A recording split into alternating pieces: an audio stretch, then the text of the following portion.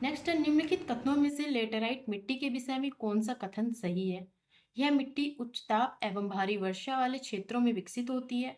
इस मिट्टी में लो ऑक्साइड एवं एल्युमिनियम की कमी पाई जाती है। ठीक है, तो इसका आंसर कौन सा सही होगा? इसमें केवल ए सही है। ठीक है, लेटेराइट मिट्टी जो है उच्च ताप एवं भारी वर्षा वाले क्षेत्रों में पाई जाती है और इसमें एल्युमिनियम और लौह ऑक्साइड की कमी नहीं होती, अधिकता होती है। ठीक, गैर पारंपरिक ऊर्जा स्रोत वे होते हैं जो कि, ठीक है, कुछ एकदम बेसिक क्वेश्चन पूछे जाते हैं कि जो गैर पारंपरिक ऊर्जा स्रोत है वो कौन होते हैं? वो होते हैं हमारे नवीकरणीय, मतलब हम उन्हें रीयूज कर सकते हैं। अब हमारे यहाँ पे इंडियन ज्योग्राफी खत्म हो जाती है। ठीक है, अभी तक हमने हिस्ट्री के सारे कंप्लीट कर लिए, इंडियन ज्योग्राफी के कंप्लीट कर लिए।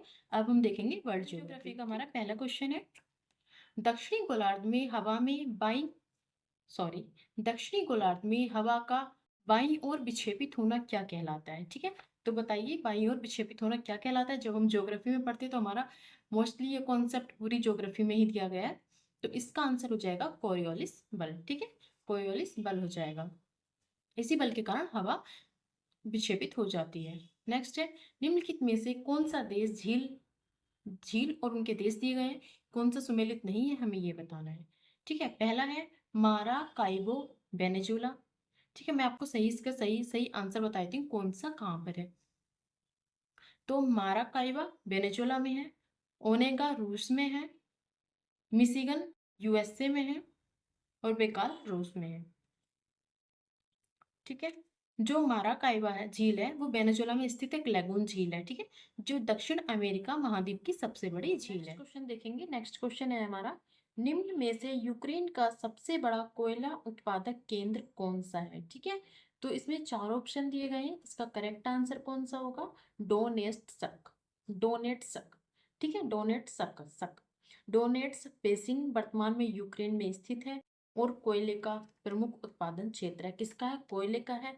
कहाँ पर है? यूक्रेन में है और नाम क्या है? डोनबास भी इसको बोलते हैं। ठीक है, उसके बाद संयुक्त राज्य अमेरिका तथा मैक्सिको के बीच सीमा पर स्थित नदी कौन सी है? यदि आपने मैपिंग पढ़ी होगी तो आपको पता होगा, वहां पर 5-6 रिवर एक साथ दी गई हैं। ठीक है, और जो सीमा पे स्थित है अमेरिका और मैक्सिको की, वो है रियो ग्रांडे रिवर और कोलोराडो रिवर। ठीक है, दो रिवर हैं, रियो ग्रांडे एवं कोलोराडो। दोनों नदियां संयुक्त राज्य अमेरिका व मैक्सिको देश की सीमा पर स्थित है। ठीक है, नेक्स्ट है, निम्नलिखित में से कौन सा बंदरगाह सही सुमेलित नहीं है? याद रखना है, पूछा है नहीं है, कौन सा सुमेलित नहीं है। तो इसमें हो जाएगा कौन सा नहीं है। ठीक है, मैं आपको चारों के करेक्ट ऑप्शन बता देती हूँ कि क्या सही होगा, आप वही याद कर लेना। ठीक है, सबसे पहले है मांटे वीडियो। ठीक है, तो मांटे वीडियो कहाँ पे है? उरुग्वे में है। फिर है जकार्ता, आप सबको पता है इंडोनेशिया में है।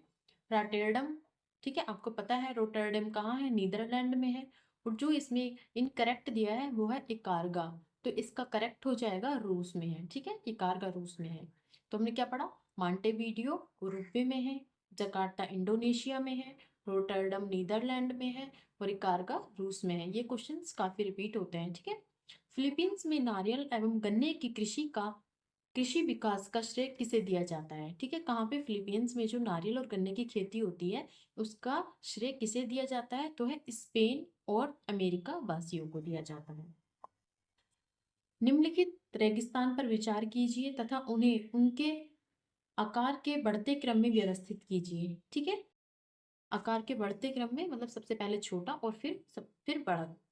तो इसका हो जाएगा हमारा, सबसे पहले हमारा ग्रेट सैंडी मरुस्थल सबसे बड़ा है। उसके बाद है अरेबियन मरुस्थल। ठीक है, ग्रेट सैंडी मरुस्थल, अरेबियन मरुस्थल, एक मिनट, ग्रेट सैंडी मरुस्थल, गोबी मरुस्थल, अरेबियन मरुस्थल और सहारा मरुस्थल। ठीक है, ये करेक्ट क्रम है इसका। नेक्स्ट है, निम्नलिखित में से कौन सा कथन सत्य है? ठीक है, इसमें चार ऑप्शन दिए गए, मैं आपको फर्स्ट ऑप्शन बता देती हूँ क्योंकि जो इनकरेक्ट है वो आपको पढ़ने की जरूरत भी नहीं है।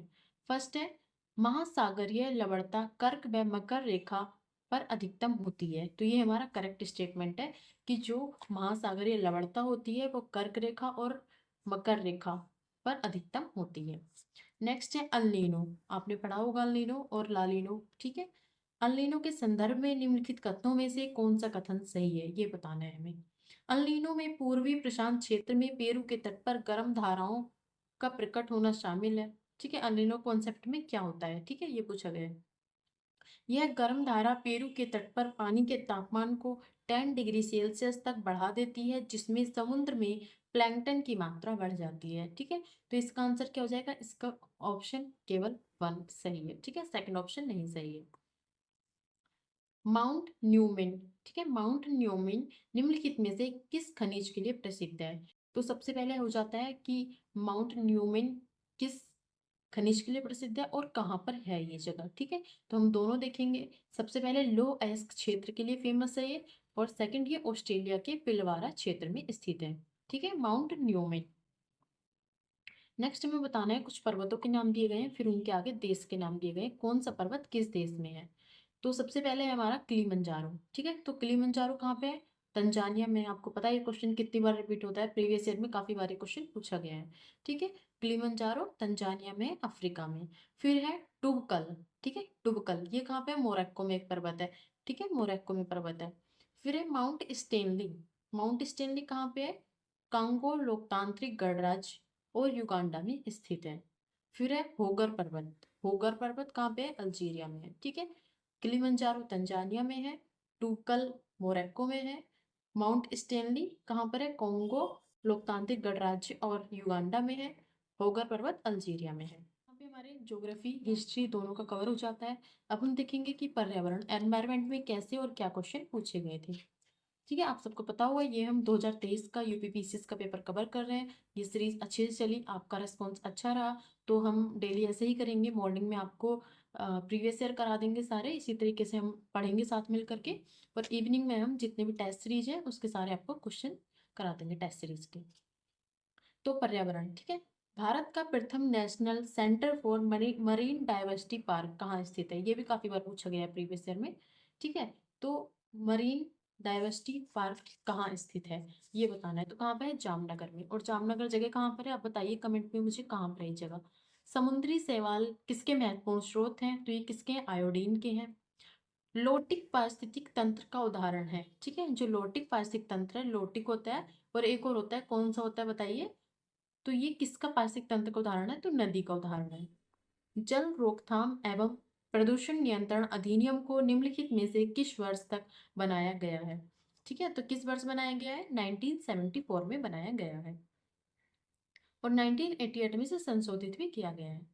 रियो शिखर सम्मेलन 1992 का एजेंडा 21 किससे संबंधित है, मोस्ट इंपोर्टेंट क्वेश्चन है और बहुत रिपीट भी होता है ये क्वेश्चन।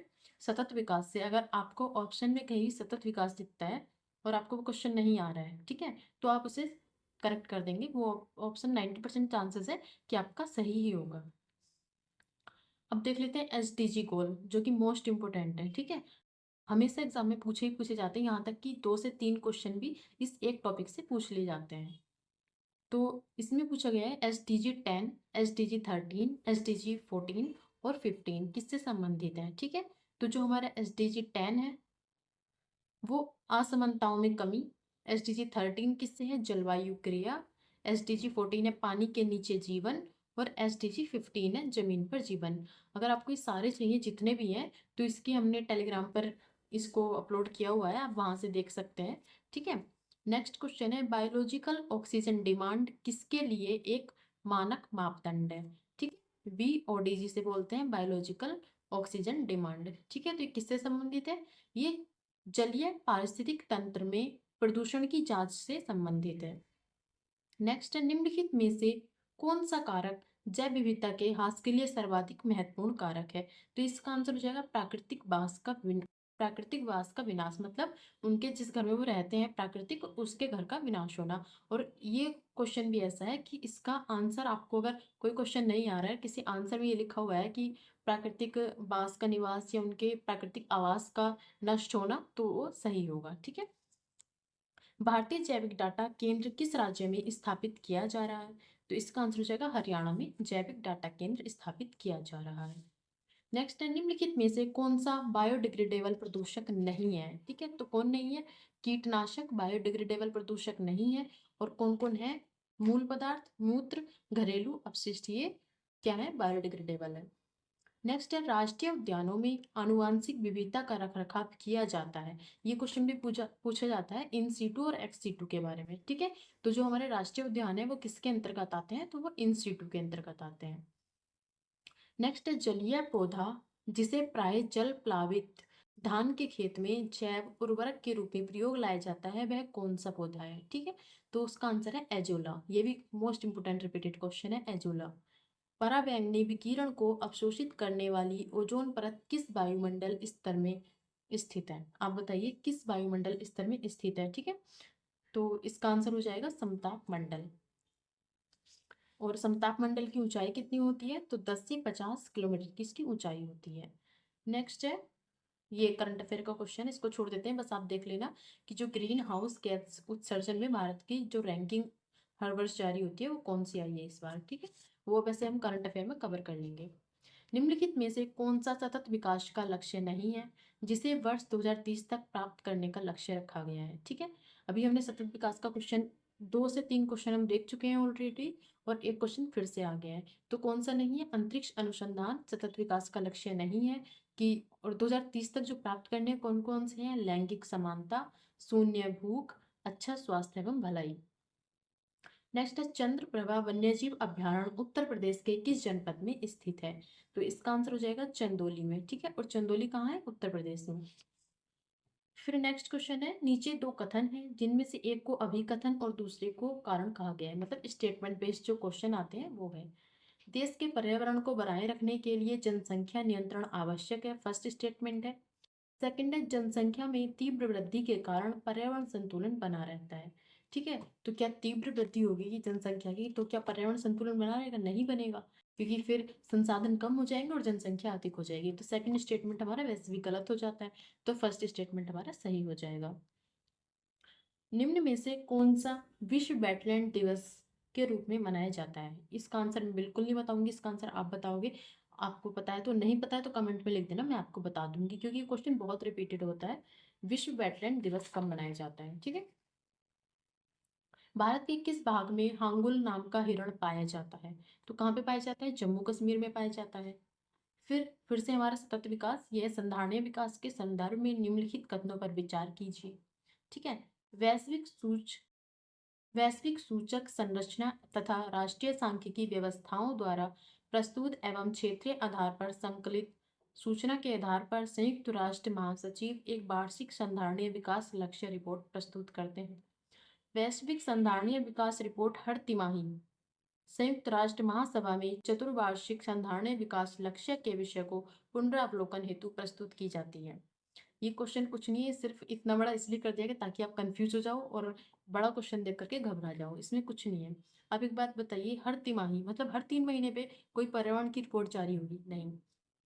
इसका आंसर है कि जो सेकंड है हर तिमाही, वो गलत है, फर्स्ट वाला सही है। हर तिमाही पर ना होकर के 4 वर्ष में होती है, ठीक है। नेक्स्ट है, प्राकृतिक संसाधनों का वर्तमान पीढ़ी द्वारा इस प्रकार से उपयोग किया जाए कि प्राकृतिक संसाधनों का न्यूनतम क्षरण हो, तो यह किस प्रकार का विकास कहलाएगा। अब मैंने आपको बताया, आपको ये क्वेश्चन नहीं आ रहा है, ठीक है। तो आपको देखना है कि जो सतत विकास है वो मोस्ट इंपोर्टेंट टॉपिक है हमारा, और उसके 2 से 4 क्वेश्चन एग्जाम में पूछे ही पूछे जाते हैं। तो इसके आंसर में दिया गया है सतत विकास, ठीक है। तो इसमें सतत विकास सही हो जाएगा, ठीक है। अब हम देखेंगे साइंस के क्वेश्चन, ठीक है। पहले केमिस्ट्री, फिजिक्स, बायोलॉजी इस तरीके से देखेंगे। तो सबसे पहले निशार उपग्रह निम्नलिखित में से किन संगठनों द्वारा संयुक्त रूप से विकसित किया गया है, तो जो हमारा निसार है, ठीक है, किसके द्वारा, इसरो और नासा के। जैसे कि आपको इसके नाम से ही पता चल रहा होगा, निसार NISA, ठीक है।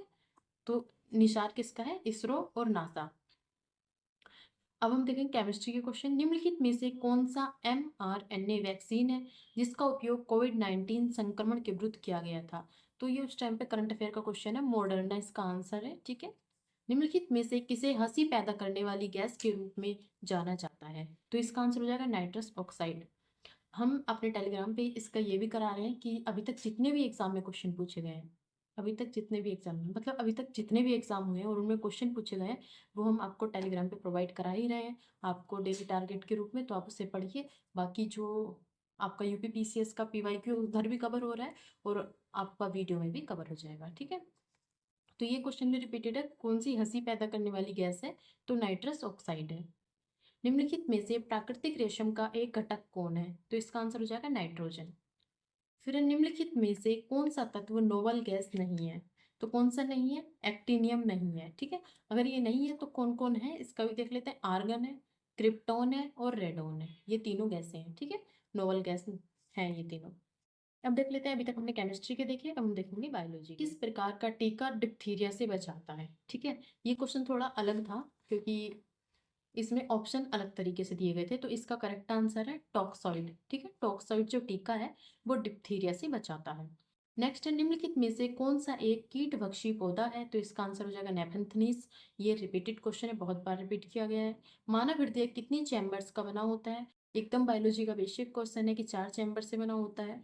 निम्नलिखित में से कौन सा हार्मोन अग्नाशय के लैंगरहैंस के आइलेट का बीटा सेल द्वारा स्रावित होता है? तो इंसुलिन। इंसुलिन मोस्ट इंपोर्टेंट है टॉपिक है, इससे भी क्वेश्चन पूछा ही जाता है।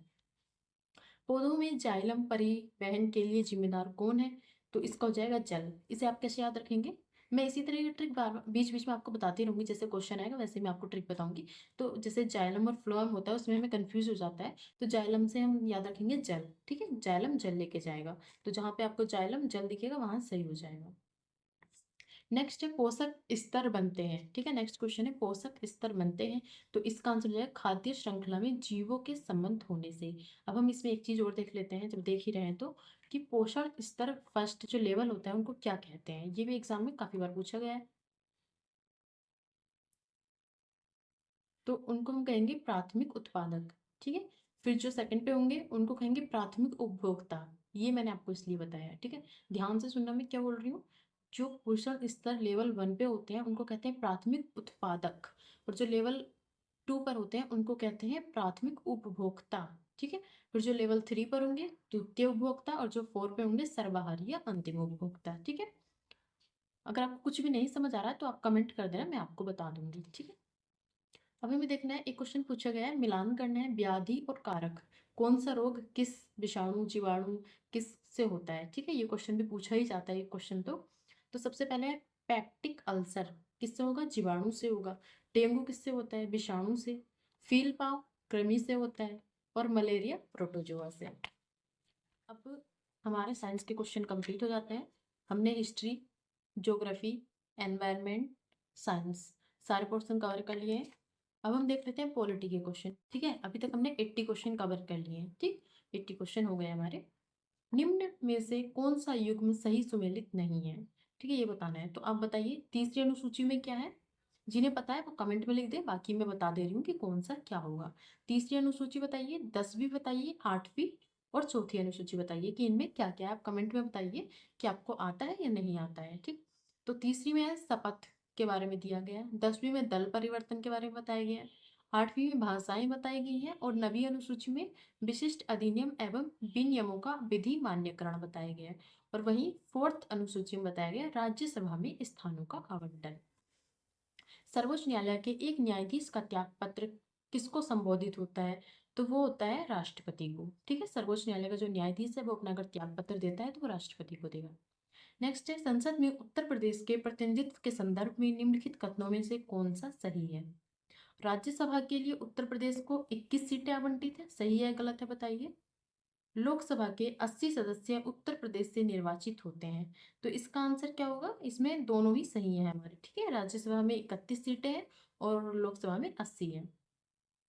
निम्नलिखित कथनों में ग्राम सभा के संबंध में बताना है, तो ग्राम सभा के संबंध में कौन सा सही है कौन सा सही नहीं है ये बताना है। ठीक है, तो हम देख लेते हैं कौन कौन से सही है। ठीक है, इसके कार्य और शक्तियां ग्राम स्तर पर उसी प्रकार से होती हैं जैसे राज्य व्यवस्थापिका के राज्य स्तर पर होती है। यह एक ग्राम स्तर की सभा है जिसमें पंचायत क्षेत्र के सभी पंजीकृत मतदाता सम्मिलित होते हैं। ठीक है, ये हमारे सही ऑप्शन है। निम्नलिखित में कौन सा प्रावधान नीति निर्देशक तत्व एवं मौलिक कर्तव्य दोनों का एक भाग है? ठीक है, तो कौन सा है? पर्यावरण का संरक्षण। ठीक है, पर्यावरण का संरक्षण हमारे डीपीएसपी में भी दिया गया है और मौलिक कर्तव्य में भी दिया गया है। मैं आपको आर्टिकल भी बता देती हूँ कि किस आर्टिकल में दिया गया है, क्योंकि कभी आर्टिकल भी पूछ देता है। तो आर्टिकल 48 का 48 ए। ठीक है, 48 का या ए में दिया गया है। और वैसे आर्टिकल 51 का छा छा में, छा को इंग्लिश में क्या बोलेंगे अभी सीटे में पता नहीं, छतरी, वो वाले 6 में दिया गया है। ठीक है, नेक्स्ट देख लेते हैं, निम्नलिखित में से किस अधिनियम द्वारा 120 सदस्यों वाले चैम्बर ऑफ प्रिंसेस की व्यवस्था की गई है? तो 1919 के अधिनियम के द्वारा। अब है स्टेटमेंट वाले क्वेश्चन है, जिसमें फर्स्ट स्टेटमेंट है, किसी राज्य की सीमा बदलने की सिफारिश राष्ट्रपति संसद को देता है। इसके लिए राष्ट्रपति संबंधित राज्य के विधानमंडल द्वारा उस प्रस्ताव पर विचार किए खास अवधि के भीतर प्राप्त करते हैं। ठीक है, ये क्या कहना चाह रहा है? ये कहना चाह रहा है कि किसी राज्य की सीमा बदलनी है, ठीक है, राष्ट्रपति संसद को सिफारिश देगा, इसके लिए उसको एक टाइम लिमिट में ही बताना होगा। सेकंड है, राष्ट्रपति को उस राज्य विधानमंडल का प्रस्ताव मानना अनिवार्य नहीं है। ठीक है, तो इसमें क्या है, दोनों ही सही है, लेकिन इसका एक्सप्लेनेशन नहीं सही है। संसद के सचिवालय में पदों के संदर्भ में निम्नलिखित में से कौन सा सही है? संसद के प्रत्येक सदन के सचिवालय के लिए सम्मिलित पदों को सृजित किया जाता है। संसद को अपने किसी भी सदन के सचिवालय स्टाफ की सेवा शर्तों को विनियमित करने का अधिकार है। तो इसमें हमारे दोनों ही सही है। ठीक है, संघ वित्त आयोग के संदर्भ में निम्नलिखित में से कौन सा कथन सही है? वित्त आयोग में एक अध्यक्ष प्लस 6 सदस्य होते हैं। यह अपना प्रतिवेदन नीति आयोग को प्रस्तुत करता है। तो बताइए कौन सा सही है और कौन सा गलत है और क्यों गलत है? ठीक है, तो हम इसमें देख लेते हैं, हम इन दोनों में से कोई भी सही नहीं है। क्यों नहीं सही है? क्योंकि जो वित्त आयोग है उसमें 1+4 टोटल 5 सदस्य होते हैं, और वो नीति आयोग को अपना प्रतिवेदन नहीं देता है, उसका नीति आयोग से कोई संबंध नहीं है, वह राष्ट्रपति को अपना प्रतिवेदन देगा। नेक्स्ट, निम्नलिखित में से कौन भारतीय संविधान के अनुच्छेद 21 का हिस्सा नहीं है? ठीक है, तो इसका आंसर हो जाएगा यातना के विरुद्ध निषेध, आर्टिकल 20 का हिस्सा नहीं है। लोकसभा की प्रथम महिला स्पीकर कौन थी? इसका आंसर आप बताओगे कमेंट में, जल्दी से बताओ। आंसर होगा मीरा कुमार। ठीक है, भारतीय संविधान, एक चीज बता दूं, 2009 में 15वीं लोकसभा में मीरा कुमार बनी थी। भारतीय संविधान ने प्रारंभ में किस अवधि के लिए सभी सरकारी उद्देश्य हेतु अंग्रेजी भाषा के उपयोग के लिए अनुमति प्रदान की थी? तो इसका आंसर हो जाएगा 15 वर्ष के लिए। अब देख लेते हैं नेक्स्ट क्वेश्चन कौन सा है हमारा। तो नेक्स्ट क्वेश्चन है, संसद की संयुक्त बैठक के संदर्भ में निम्नलिखित कथनों में से कौन सा कथन सही है? पहला ऑप्शन है, अनुच्छेद कुछ दशाओं में संसद की दोनों सदनों की संयुक्त बैठक का प्रावधान करता है। इसमें क्या हुआ था कि जो इंग्लिश ट्रांसलेशन था, ठीक है, जो इंग्लिश से हिंदी में किया गया था, वहां पे आर्टिकल लिखा ही नहीं था, और आयोग क्या करता है कि जो इंग्लिश में दिया गया होता है उसी को मानता है। ठीक है, करेक्ट, हिंदी में फिर कुछ भी ट्रांसलेशन किया गया हो, तो यहाँ से हिंदी मीडियम का एक क्वेश्चन गलत हो जाता है। ठीक है, दोनों सदनों की संयुक्त बैठक की अध्यक्षता स्पीकर करता है, तो ये सेकंड ऑप्शन तो सही हो गया। ठीक है, तो इसलिए हमें इंग्लिश का भी देखना है आंसर क्या दिया गया क्वेश्चन, और हिंदी का भी ऑप्शन चेक करना है। तो दोनों सदनों की संयुक्त बैठक का प्रावधान किसमें है? 108 आर्टिकल में दिया गया है, और इनकी अध्यक्षता कौन करता है? तो स्पीकर लोकसभा अध्यक्ष करता है। निम्नलिखित में से कौन सा प्रावधान संविधान का सही भाग सुमेलित नहीं है? ठीक है, बताना है कौन सा भाग सुमेलित है, कौन सा नहीं है। ठीक है, तो जो राजभाषा है वो 17 में दिया गया है, जैसे कि हमारी हिंदी राजभाषा है, उसे खतरा है, तो 17 खतरा ऐसे याद रख सकते हैं। नेक्स्ट है संघ राज्य क्षेत्र, जो कि भाग 8 में दिए गए हैं, 8 भाग में। अनुच्छेद और अनुसूचित और जनजाति क्षेत्र भाग 10 में दिए गए हैं। अधिकरण किस में दिया गया है? तो 14A। ठीक है, 14A में अधिकरण दिया गया है। पंचायतों के समस्त चुनावों का संचालन कौन करता है? तो इसका आंसर हो जाएगा राज्य निर्वाचन आयोग। पंचायत राज, ठीक है, पंचायती राज पर अशोक मेहता समिति का प्रतिवेदन, जो कि 1977 में आया था, की प्रमुख सिफारिशों में से कौन सी सही है? पहला ऑप्शन है, पंचायती राज के 3 स्तरीय व्यवस्था के स्थान पर द्विस्तरीय व्यवस्था होनी चाहिए, ऐसा अशोक मेहता ने सिफारिश की थी। फिर है, राज्य स्तर के नीचे पर्यवेक्षण हेतु खंड को विकेंद्रीकरण का प्रथम बिंदु माना गया था। तो इसका सही आंसर है, पहला ऑप्शन सही है कि जो अशोक मेहता ने है वो द्विस्तरीय पंचायत का रिकमेंड किया था। तो अब बताइए, जो अभी है 3 स्तरीय, जिला, ग्राम, ब्लॉक और जिला, ठीक है, तो ये किसके रिकमेंडेशन पर किया गया था? ठीक है, हो सकता है नेक्स्ट टाइम वही क्वेश्चन पूछ दे। और इन्होंने क्या कहा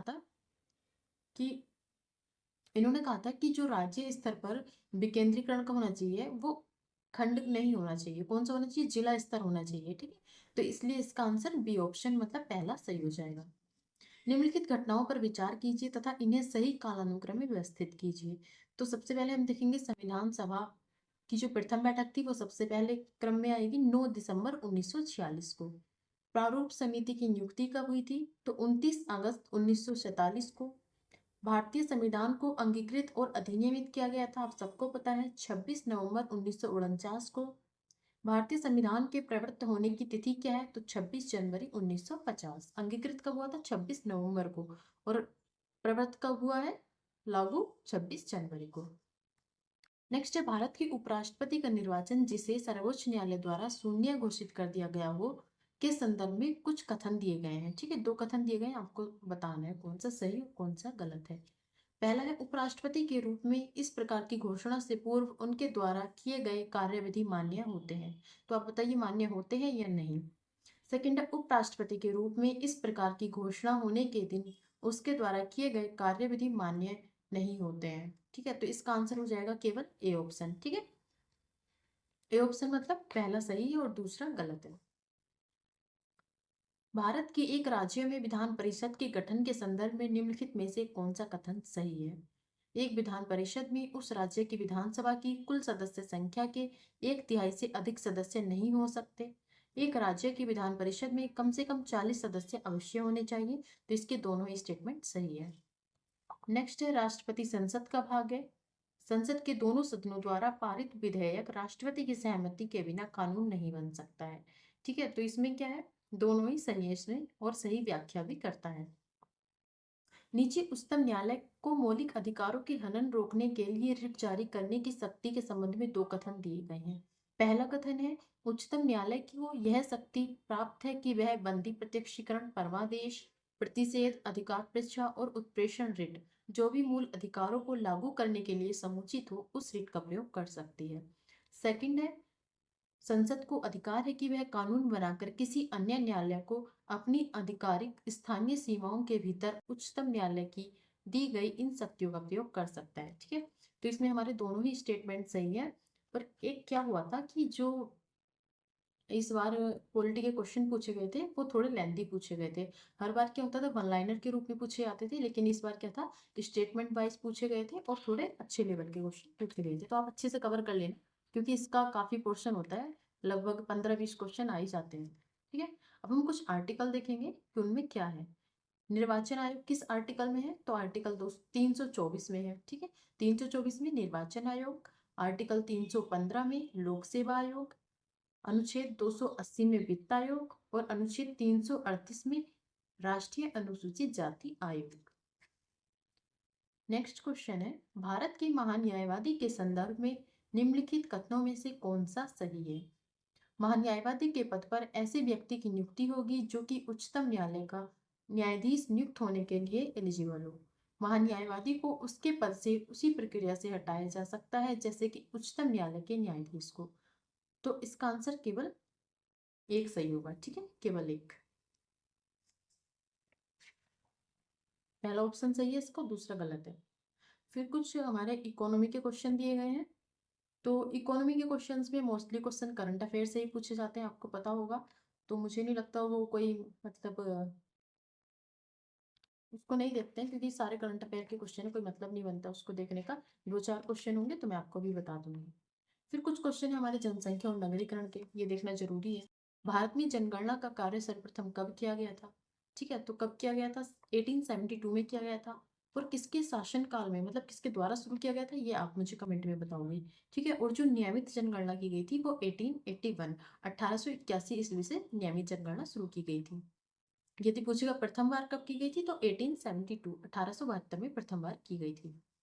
आर्थिक विकास में मानव संसाधन के योगदान के संदर्भ में निम्नलिखित कथनों पर कौन सा सही है? ठीक है, पहला है आर्थिक विकास का जनसंख्या वृद्धि पर प्रभाव, या फिर जनसंख्या वृद्धि का आर्थिक विकास पर प्रभाव। ठीक है, तो इसमें दोनों ही सही हो जाएंगे कि अगर जनसंख्या बढ़ेगी तो विकास पर भी प्रभाव पड़ेगा। ठीक है, और यदि विकास बढ़ता है तो वृद्धि पर भी प्रभाव पड़ेगा। भारत में जनसंख्या स्थायित्व का लक्ष्य किस वर्ष तक निर्धारित किया गया है? ठीक है, तो कब निर्धारित किया गया है? 2070। ठीक है, 2070 तक निर्धारित किया गया है। और ठीक है, पहले 2045 था, अभी 2070 है। अब हम देख लेते हैं, एक क्वेश्चन है थोड़ा अटपटा क्वेश्चन है। उपयुक्त जनसंख्या सिद्धांत किसने दिया था? एडविन केनन ने दिया था। सामाजिक अपसमायोजन सिद्धांत हेनरी जॉर्ज ने दिया था। जनसंख्या संक्रमण सिद्धांत किसने दिया? थॉमसन ने दिया था। और जनसंख्या खाद्यान्न आपूर्ति सिद्धांत माल्थस ने दिया था। बस इसे आप एक बार सुन लेना, क्योंकि थोड़ा फर्स्ट टाइम ही पूछा गया, थोड़ा अजीब क्वेश्चन है। इस तरह के क्वेश्चन आयोग 5 से 10 क्वेश्चन पूछता है। ठीक है, फिर ये यूपी स्पेशल के कुछ क्वेश्चन है जो करंट अफेयर के हैं। ये फिर करंट अफेयर के क्वेश्चन है। आपको पता है कितना करंट अफेयर पूछा है, तो काफी अधिक वेटेज होता है करंट अफेयर। एक पुस्तक है the challenge of world poverty. पुस्तक किसने लिखी है? तो ये लिखी है गुन्नार मेडन ने पुस्तक लिखी है। रेगिस्तान में आवास करने वाले जानवर क्या कहलाते हैं? तो इन्हें कहते हैं मरुद्भिद जानवर। क्या कहते हैं? मरुद्भिद जानवर। विश्व सामाजिक संरक्षण रिपोर्ट प्रकाशित की जाती है, किसके द्वारा प्रकाशित की जाती है? अंतर्राष्ट्रीय श्रम संगठन के द्वारा। From dependence to self reliance पुस्तक किसकी है? बिमल जलान की। ये कुछ करंट अफेयर की पुस्तक है। स्पेयर पुस्तक किसकी है? ये सब करंट अफेयर है।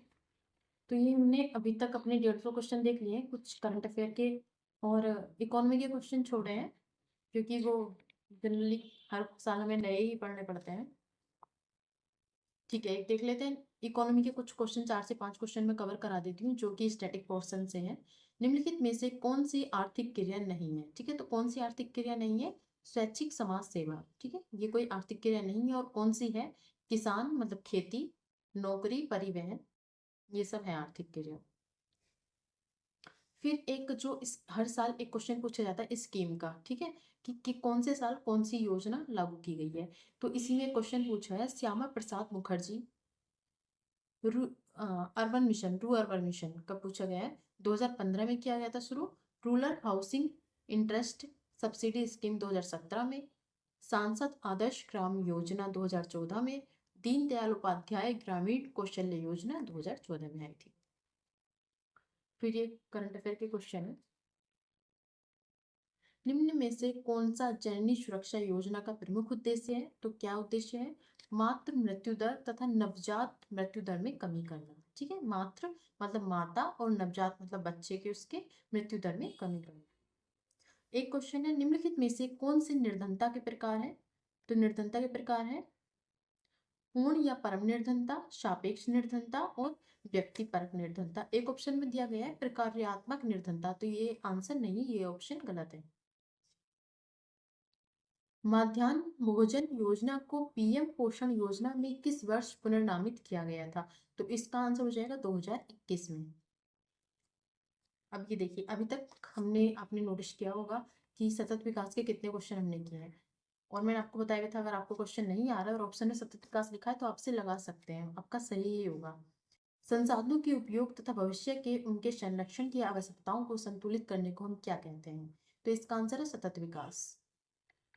तो ठीक है, हमारा ये 2023 का पेपर है। तो आप मुझे बताना कि ये सीरीज को कंटिन्यू किया जाए और इसको मॉर्निंग में किया जाए और इवनिंग में आपको किसी भी कोचिंग संस्थान की जिसे आप कहेंगे उसके टेस्ट पेपर करा दिए जाए, जिससे कि आपको कोचिंग ज्वाइन करने की कोई ज़रूरत भी नहीं है, आप इसी तरीके से याद कर लेना।